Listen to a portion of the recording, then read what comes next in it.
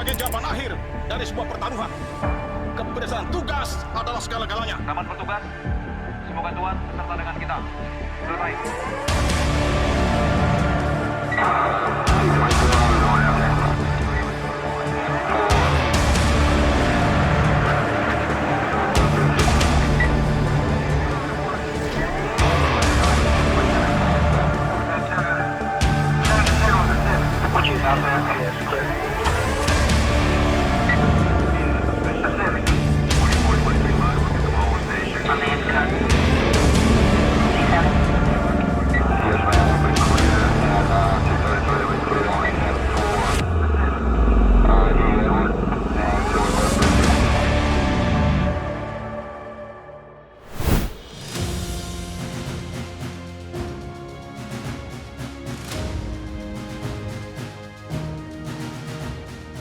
Saat ini saya berada di booth Kementerian Pertahanan Republik Indonesia. Luar biasa, hari pertama Indo Defense Expo 2025 digelar. Animonya tinggi sekali. Ini belum open for public karena untuk masyarakat baru tanggal 14 Juni 2025. Ribuan alutsista akan dipamerkan di ajang skala internasional ini. Saya akan mengajak Anda untuk berbincang dengan staf khusus Menteri Pertahanan bidang komunikasi sosial dan juga publik. Saksikan Advocate Defense Podcast bersama saya, Andrew Mele Mercury.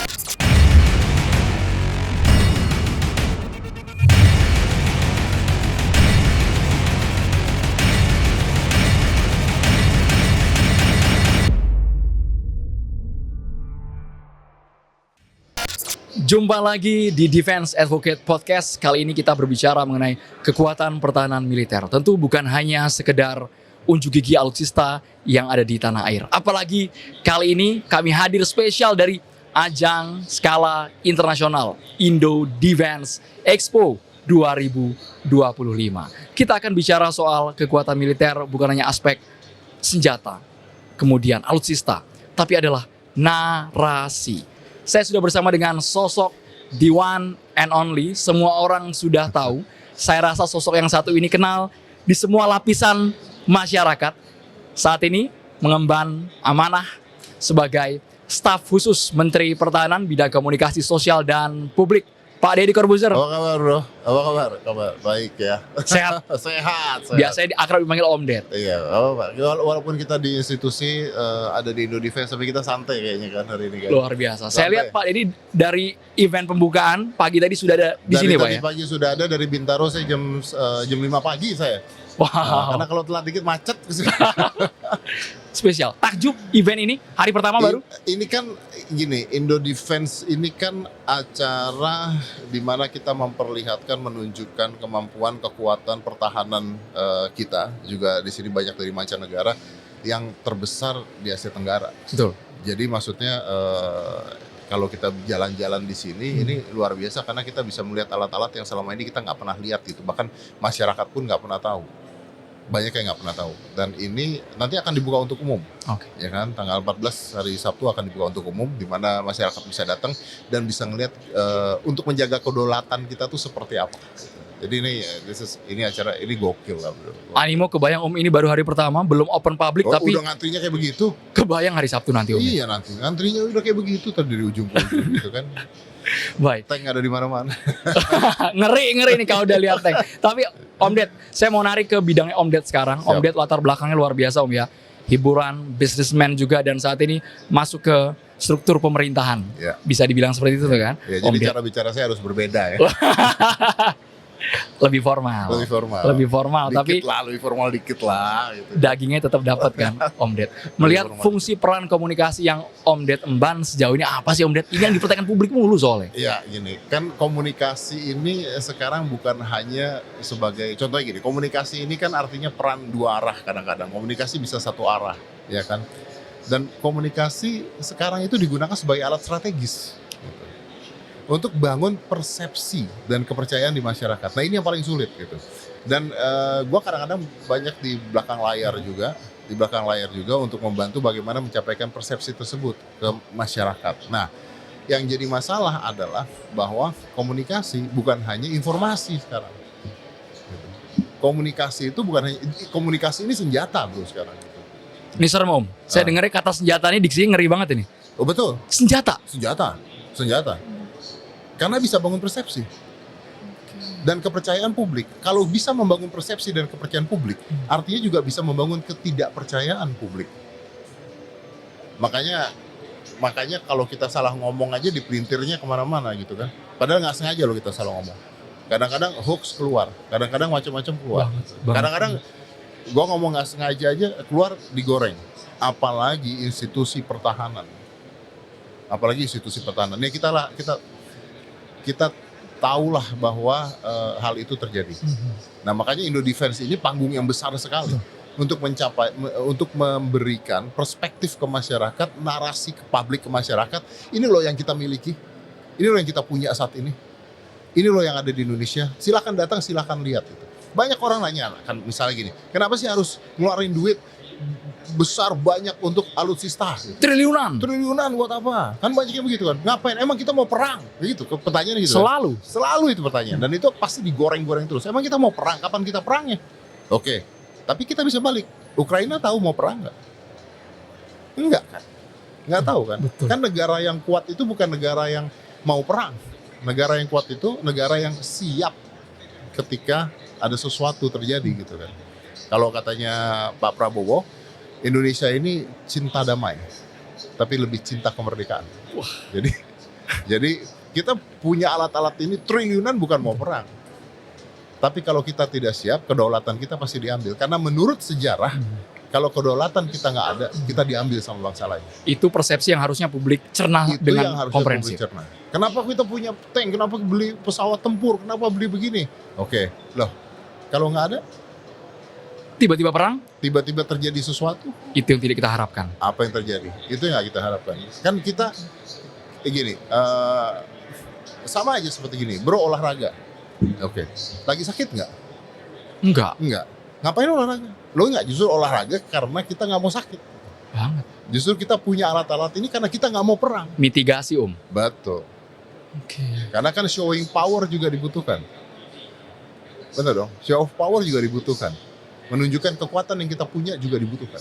Oke. Gitu. Jadi sangat penting masyarakat untuk tahu apa sih yang sebenarnya dibutuhkan. Gitu. Apa yang sebenarnya tahu dan butuh edukasi ke masyarakat tentang ancaman yang nyata. Ini ada ancaman nyata. Tapi ini bukan nakut-nakutin kan Om ya? Gue bisa balik, apakah tadi gue balik lagi, apakah Ukraina tahu akan perang? Unpredictable. Apakah kita mau perang? Enggak. Jangan Om, jangan sampai Om. Kita nggak mau perang. Jangan ya sampai kan? Om, jangan Tapi sampai contohnya Om. gini, apakah kita dalam keadaan perang? Loh, sekarang lagi perang ekonomi kan? Udah perang juga kan? Kalau perang ekonomi bisa dimenangkan lewat mana? Bisa lewat jalur yang berbeda, bisa lewat komunikasi. Jadi perang kita itu sekarang bukan hanya kuat-kuatan militerisme dan sebagainya, alutsista, tapi media seperti media mainstream tanggung jawabnya besar banget. Contoh nyata gini, media sosial. Kemarin ada deepfake. Beredar di mana-mana Om. Iya, pejabat TNI deepfake. Masyarakat percaya loh. Masyarakat percaya. Semudah itu masyarakat. Iya. Karena deepfake sekarang semakin lama semakin canggih, bro. Dan masyarakat percaya. Nah, bayangin kalau itu masyarakat percaya, akhirnya apa? Kacau negara kita. Teknologinya makin lama makin canggih loh. Ini kita podcast aja kayak begini, tiba-tiba suara kita diganti, ngomongin yang lain aja sekarang bisa kok. Dan by application, brother. By application. Jadi segitu mudahnya. Kalau dulu memecah belah bangsa itu, wah harus meeting dulu gitu ya. Kalau sekarang memecah belah bangsa itu pakai aplikasi. Pakai aplikasi. Dengan modal jempol, berselancar di internet, mungkin nyari foto Pak Deddy yang sudah bertebaran di mana-mana, Bisa, sangat gampang di swipe face mungkin Contoh ya. yang paling sederhana ya. Wilayah perbatasan, tiba-tiba keluar berita-berita perbatasan palsu. Peta palsu. Itu keluar, peta palsu perbatasan. Dan orang-orang percaya. Karena kan apalagi sekarang berita yang dibacakan judul, Pak. Wah.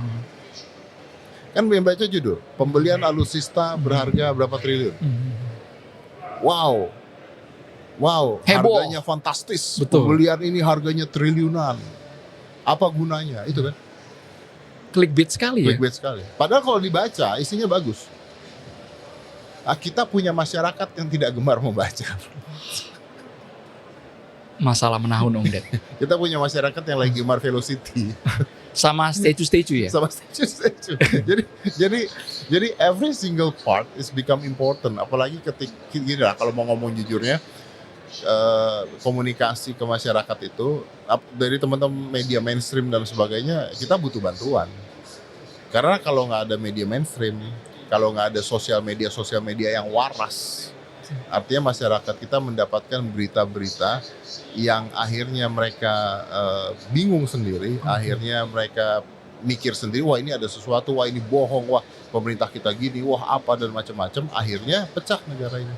Tapi kami akui Om Ded, media sosial sangat cepat Om Ded. Lah, gimana? Media mainstream nggak bisa ngejarnya Om Ded. Ini jujur-jujuran aja kita ya Om Ded ya. Oke, tapi bagus apa enggak? Di Amerika 2016 gimana? Bot Rusia masuk.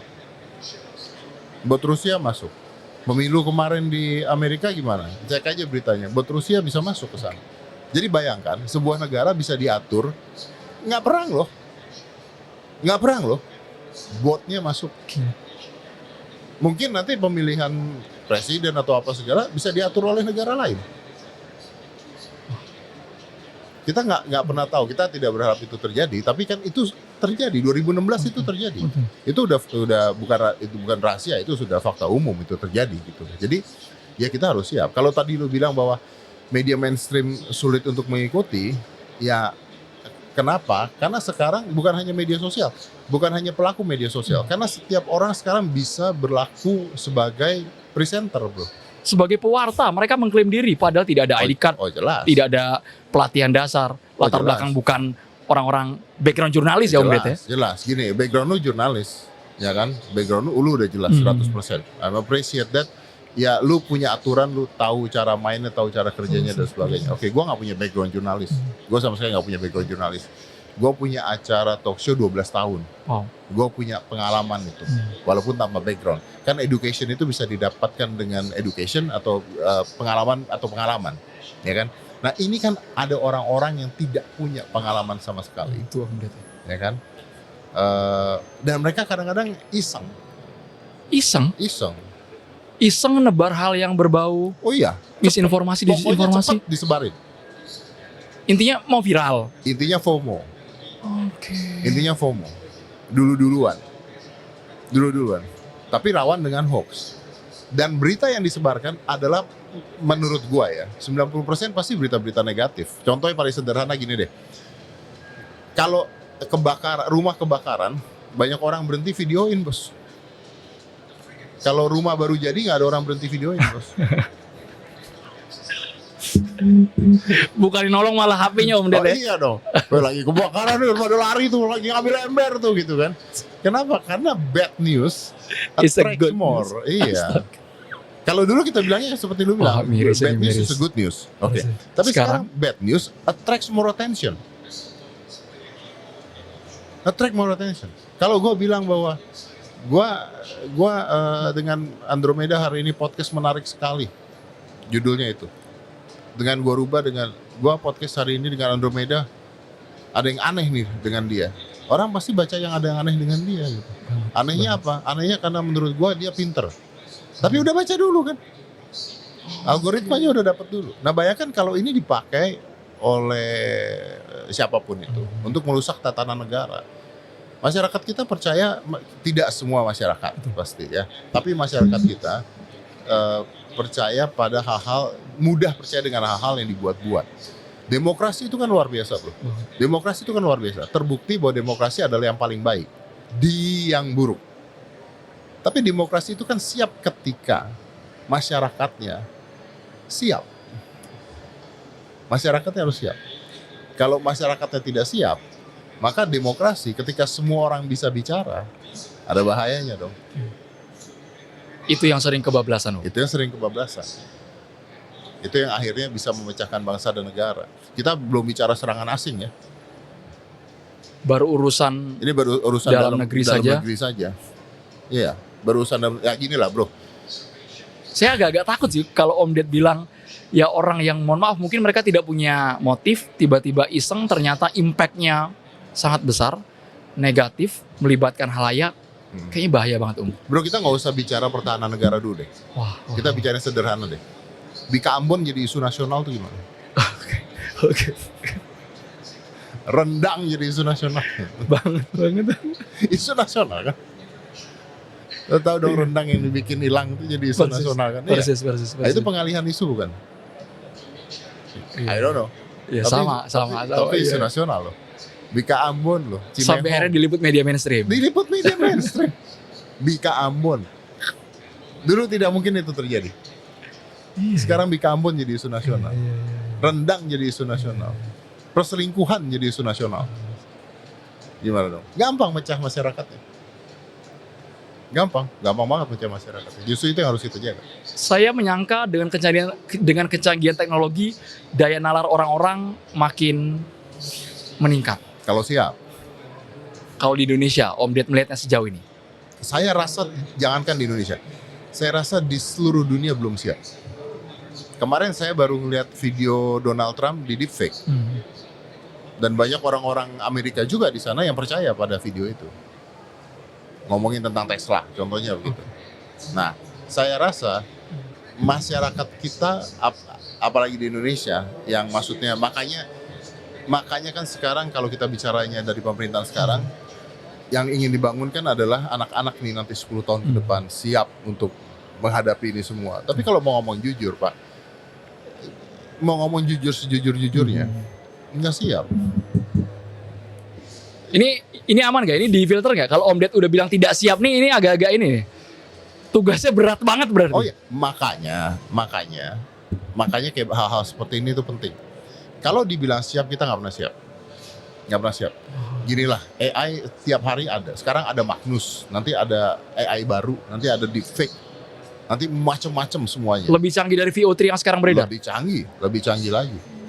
Ada satu lama di Facebook ya kan, terus ada satu saya lupa namanya apa, tapi Anda bisa konferensinya seperti orang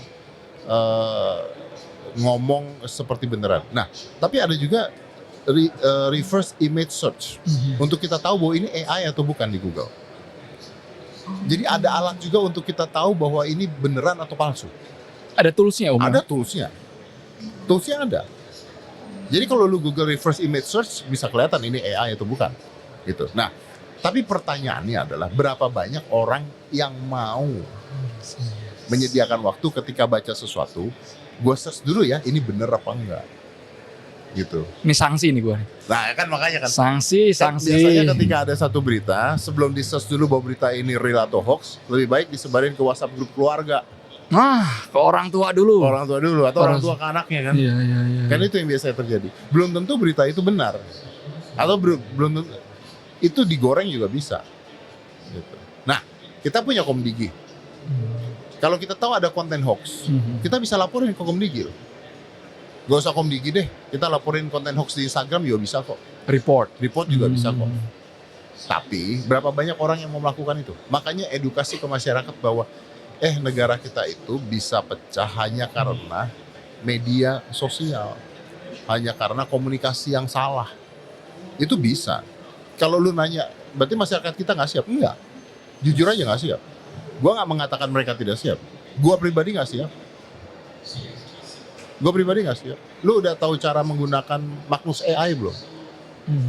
Mungkin baru dengar sekarang. Betul. Iya. Kemarin baru Gemini, VO3 baru nyoba-nyoba itu. Keluar lagi yang baru. Wow. Sekarang video bisa buat. Sekarang ini bisa buat. Nggak siap. Tapi masalahnya adalah, ini kan bukan siap nggak siap ya. Masalahnya ada. Dan harus dihadapi. Sama kayak tadi ketika kita bicaranya alutsista. Ini bukan masalah mau perang nggak mau perang. Masalahnya adalah ancamannya ada. Bisa nggak terjadi? Bisa. Ketika ancamannya ada, kita harus siap. Gitu. Jadi masalah kalau kita bicara nggak siap, gak usah alutsista. Orang nikah juga gak siap bro. Tapi tekanan keluarga kan ada. Harus dijalankan kan gitu kan. Jadi ya siap gak siap harus siap. Nah makanya edukasi masyarakat tentang membedakan berita hoax, membedakan berita-berita palsu dan sebagainya ini harus terus-terusan dikasih. Padahal wacana ini kan sudah dari 5-6 tahun yang lalu, tapi apakah repetisi terus Om? Ya karena 5-6 tahun yang lalu ketika kita siap, kita menyiapkan sesuatu yang baru, AI dan sebagainya berkembang terus.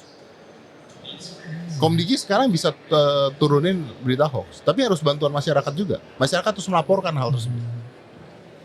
Nah masyarakatnya mau tidak melaporkan hal tersebut. Tapi yuk kita ambil sisi positifnya. Apa itu? Kita ambil sisi positif. Oke. Sekarang banyak orang mengatakan no viral, no justice. Menurut saya itu bagus. Karena kalau orang mengatakan, wah no viral, no justice. Loh, kenapa itu jadi masalah? Justru kita punya instansi kepolisian coba atau tentara, ya kan? Gimana sih caranya kita punya TNI atau polisi kita tahu semua hal? Nggak mungkin. Justru bantulah viralkan. Kalau ada kejadian-kejadian yang memang salah, viralkan. Yuk viralin. Karena instansi kita bisa turun. Jadi itu positifnya. Pengawasan dari kesadaran masyarakat tuh. Pengawasan dari kesadaran. Pak, berapa banyak sekarang kasus-kasus yang beres gara-gara diviralkan oleh masyarakat. Anggaplah kasus pelecehan seksual. Kecelakaan kemarin. Ada dari oknum dokter dan sebagainya. Itu kalau tidak diviralkan oleh masyarakat, tidak akan tahu. Nah, jadi apa sisi positifnya? Sisi positifnya kalau masyarakat bantu mengawal negara ini untuk memviralkan hal-hal yang memang harus dikawal, jadi bagus. Sisi negatifnya, ya Anda bisa nyebarin berita apapun. Tapi kan I think it's same as ever, Pak. Tidak pernah berubah. Tidak pernah berubah. Maksudnya gini, kadang-kadang kalau dulu ada media mainstream. Media mainstream bagus, tapi kelemahannya apa? Satu arah dulu kan, Pak. Banget. Satu arah. Sekarang sudah dua arah. Jadi selalu ada kelemahan. Selalu ada kelemahan. Kalau kita media mainstream, apakah media mainstream tidak bisa menjadi propaganda? Bisa. Karena satu arah. Banget. Jadi media mainstream ditunggangi bisa nggak? Bisa. Karena satu arah. Oke, sekarang berubah jadi dua arah. Jadi masalah baru lagi. Ini buah si malakama banget ini. Ya, jadi lo mau bicara mainstream, mau bicara media sosial, mau bicara apa? There's always a problem. Always a problem. The question is not about kita siap atau nggak kita siap. Bagaimana caranya kita mengedukasi masyarakat dari media mainstream, dari media sosial, dari tokoh-tokoh masyarakat supaya hal itu tidak terjadi. Supaya ya kalau tidak terjadi nggak mungkin lah. Tapi gimana caranya supaya yuk kita pinteran dikit yuk gitu lah. Pinteran dikit deh untuk melihat hal ini. Gitu. Tapi saya nggak nyangka ya Om Deddy kan ya bisa kami katakan sebagai suhu ya Om ya. Enggak lah. Suhunya ketika mereka masih meraba-raba Om Deddy udah start duluan. Iya saya start. Iya Iya kan start duluan oke. Secara engagement, follower, ekosistem sudah sangat terbentuk Om Deddy, top of mind di Indonesia. Ya, thank you. Ini fakta. Ya, tapi kan banyak, Om. Pak. Tapi ternyata tantangannya luar biasa Om. Punya tanggung jawab moral kan Om. Dari setiap konten yang diunggah, yang ternyata banyak dipelintir oleh masyarakat. Oh jelas. Kalau misalnya kita bicara begini, misalnya ada orang nanya, apa sih yang dilakukan Mas Ted contohnya? Untuk apa sih yang udah pernah dilakukan Mas Ted untuk negara bangsa dan ini dan sebagainya lah gitu. Kita kan susah ya bicara hal seperti itu ya. Banyak kasus-kasus yang terbongkar karena podcast saya. Banyak kami akui sebagai media mainstream kami akui. Banyak banget. Kita cuplik-cuplik boleh kan Om Deddy? Boleh. Cuplik podcastnya kemudian Boleh. ditindaklanjuti kan. Boleh. Saya bukan royalti lagu soalnya. Boleh. Udah banyak contoh itu contoh real itu. Itu contoh real. Contoh real. Oke. Tapi bisa nggak saya salah ngomong dan saya keseleo bisa nggak? Bisa banget. Bisa dong. Bisa Oke. banget. Yang diingat orang yang mana? Itu dia Om. 1000 kebaikan akan dilupakan Om. Ya. Yang diingat orang yang mana? Yang salah kan? Yang salah Om. Salah. Nah itu juga. Pemerintah kita bisa melakukan 1000 kebaikan. Ada satu keseleo. Itu jadi masalah. Kenapa? Karena kita punya media sosial. Semua orang suka berita negatif. Everybody gini. Secara psikis suka Om ya? Orang-orang suka Om. Oh iya. Iya jelas. Orang itu, manusia itu secara psikologis tidak suka melihat sesuatu yang berlebihan. Gitu. Walaupun bagus. Oke. Contoh paling sederhana gini.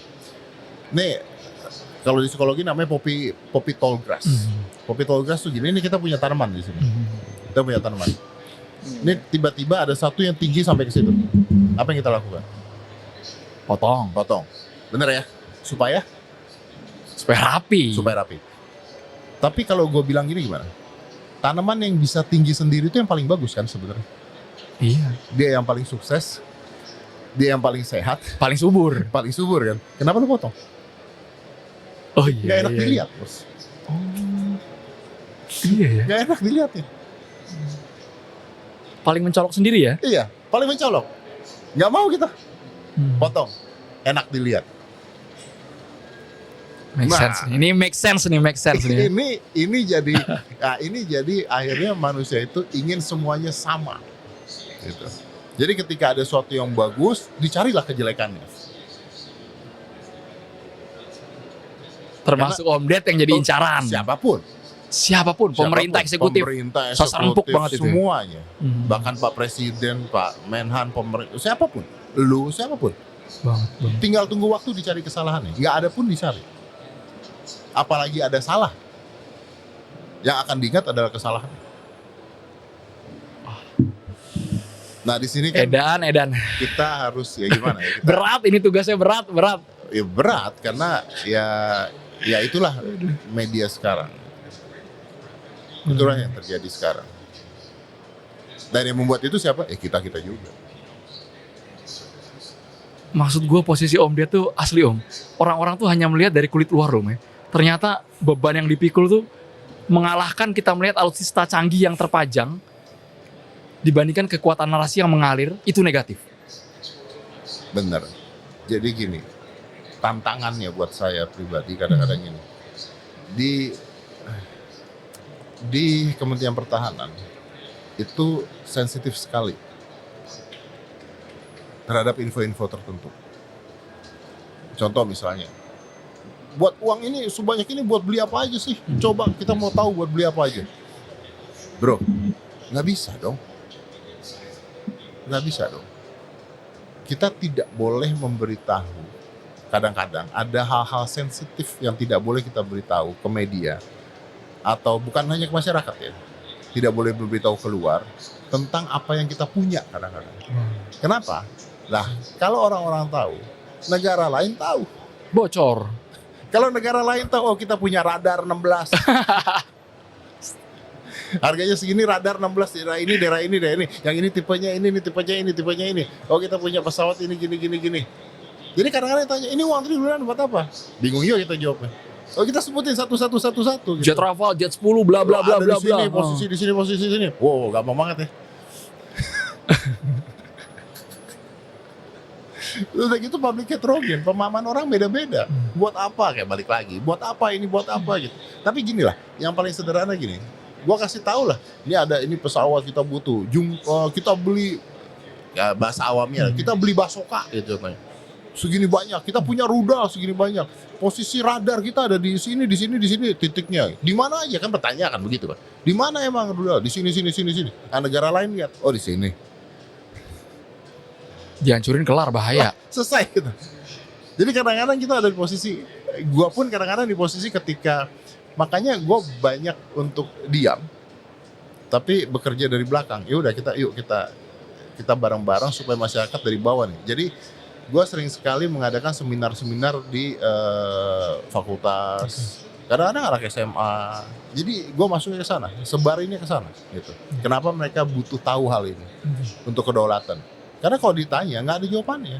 Banyak hal-hal sensitif yang nggak mungkin dijawab. Jadi di satu sisi menuntut transparansi, tapi di sisi lain butuh yang namanya apa istilahnya? Privasi, hal yang bersifat rahasia. Kalau Anda tanya jumlah tank kita ada berapa, di mana aja, gimana? Gimana jawabnya kita? Karena gini, bukan kita nggak mau ngasih tahu masyarakat loh.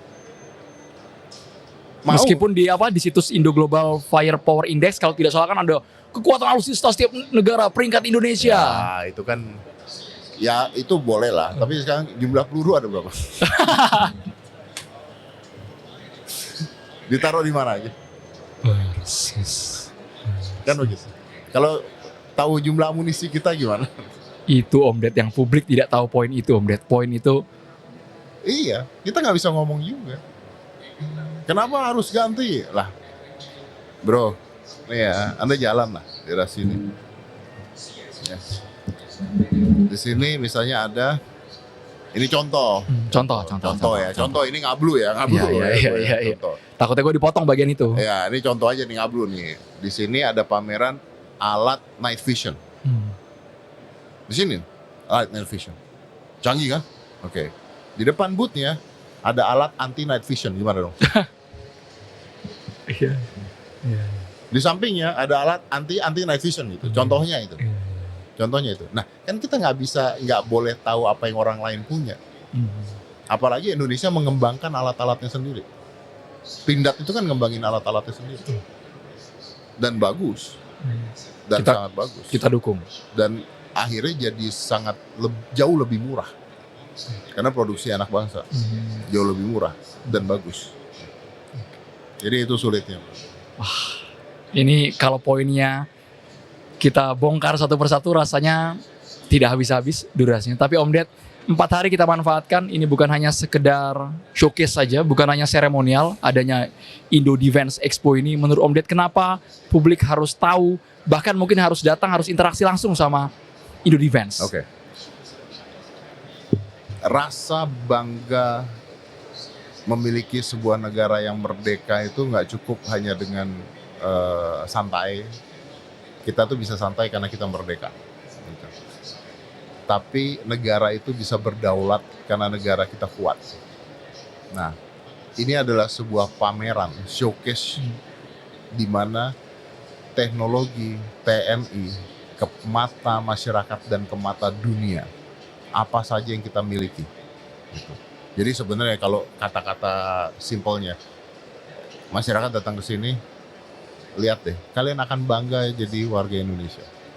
Ini yang kita punya. Kan kita mandiri, kita inovatif di industri pertahanan. Jadi kalau sekarang orang-orang nanya, ngapain sih beli ini, ngapain beli itu, silakan datang, silakan lihat. Ini yang membuat negara kita berdaulat. Untuk menjaga kedaulatan, kita harus siap. Gitu. Siap dari segala aspek, termasuk komunikasi. Termasuk komunikasi. Itu tugas berat. Tapi ya ini terbesar di Asia Tenggara. Dan lu muter dah, coba dah lu muter. Gini deh, kita bisa bilang itu atau kita bisa bilang sederhana aja deh. Lu akan lihat barang-barang canggih yang lu nggak pernah lihat kok. Gitu. Iya, dan sebagian adalah produksi Indonesia loh. Patut bangga dong, tepuk tangan dong, patut bangga dong kita dong. Banget, iya. Indonesia punya. Indonesia punya. Maung udah Indonesia, Pindad udah Indonesia, dan banyak barang-barang Indonesia di sini yang bisa kita banggakan. Ini akan membangun citra Indonesia sebagai negara yang modern dan stabil dan siap mempertahankan kedaulatan. Kita sudah sampai di penghujung, ternyata berat sekali peran seorang staf khusus Menteri Pertahanan bidang komunikasi, sosial dan juga publik. Artinya bukan hanya butuh 1-2 individu yang berada di posisi strategis, tapi kita butuh Anda semua untuk memperdalam wawasan, literasi digital, terus ditingkatkan agar kita tidak pernah termakan dengan disinformasi, apalagi hoax. Pak Deddy Corbuzier, alangkah baiknya kita bareng-bareng salam bela negara. Siap, ini juga untuk masyarakat semua karena memang kedaulatan harus dijaga. Baik. Baik. Salam bela negara.